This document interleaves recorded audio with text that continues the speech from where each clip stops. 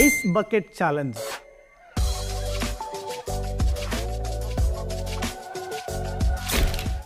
ఒక 10 years back అంటే 2014 ఇయర్లో ఐస్ బకెట్ ఛాలెంజ్ అనేది చాలా ఫేమస్ అయింది. ఐస్ బకెట్ ఛాలెంజ్ గురించి చాలా మందికి తెలిసే ఉంటుంది. ఈ ఐస్ బకెట్ ఛాలెంజ్ ఒక వ్యాధి కోసము ఒక అవేర్నెస్ ప్రోగ్రామ్ అనేది యునైటెడ్ స్టేట్స్ ఆఫ్ అమెరికాలో చేశారు. అది ఒక న్యూరలాజికల్ డిజీజ్ అవేర్నెస్ ప్రోగ్రామ్ అనమాట. ఆ న్యూరలాజికల్ డిజీజ్ పేరే ఎమయోట్రోపిక్ లాటరల్ స్క్లెరోసిస్, ALS అంటారనమాట.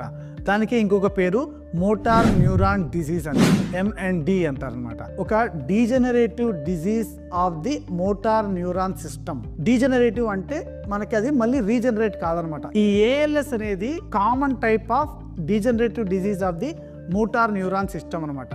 మనకి ఇప్పుడు motor neuron system, sensory neuron system అని ఉంటుంది అనమాట. మోటార్ న్యూరాన్ అంటే ఏంటి లేదు, మనకి ఇప్పుడు కాళ్ళు చేతులు పనిచేయడం అనేది